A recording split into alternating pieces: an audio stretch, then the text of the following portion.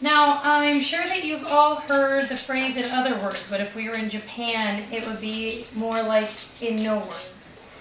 In order to do business in Japan, you need to first know the subtle nonverbals that are in the culture in order for you to be able to fit in their culture. It's easy to offend a person in Japan if you don't understand what they're trying to say and know how to convey what you're trying to say in a polite manner. As long as you do a little bit of research and pay attention to this speech, you should be able to fit in well in Japan even without ever studying the language. First, when you meet somebody in Japan to do business, you need to bring a small gift to the meeting, and it needs to be something like chocolates or something from your home country or where you went to school would be nice as well. And nobody opens the gift at the time it's presented, and the way that the gift is wrapped is much more important than what it is. Pastel papers, very, very nice wrapping with attention to detail is best to be presented. You always have to sit up during a meeting. Both feet must be on the floor if you cross your legs. It's showing that you're not paying attention. And you always nod your head to show that you understand what the person is trying to convey, that you understand their message. Now, you know what you do. Now you know what to do before you arrive, and so you now need to know what to do in a face-to-face meeting. The first thing that you would need to know is how to bow, and or that you need to bow. Period. And the person, or to bow means that it's nice to meet you. The person who has the least status and is the youngest would bow the lowest.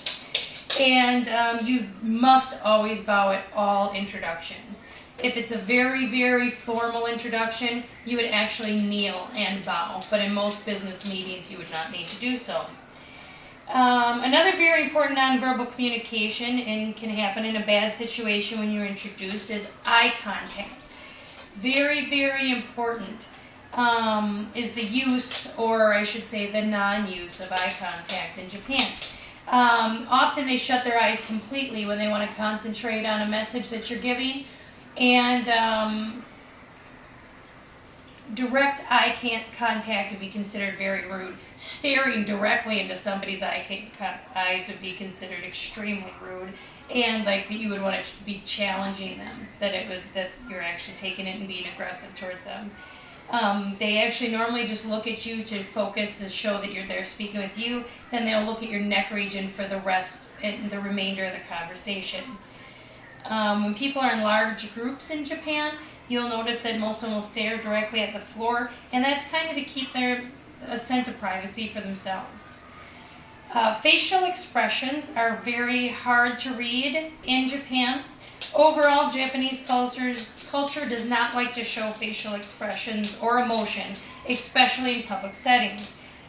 There's very few expressions used to show how they feel.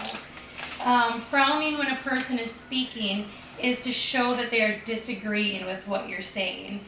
And there are a few other facial expressions that show that you might be upsetting them that you would want to pay attention to. Inhaling through clenched teeth, the slight tilting of the head and scratching of the eyebrow or of the head would all be considered agitation on their part.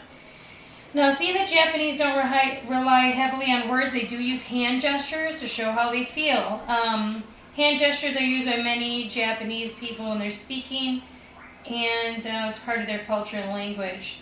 A lot of times they use them with a different culture because they're kind of afraid or embarrassed that they don't know the other person's language, so they'll use hand signals instead. Hand gestures can mean many different things in different cultures.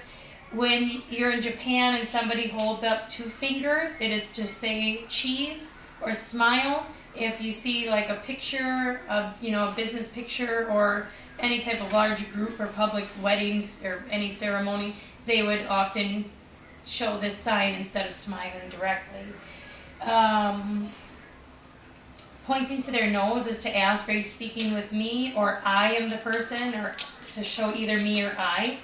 Crossing your arms in front of your chest is to say not allowed, or we're closed, or broken, like if the shop was closed and you couldn't read the sign.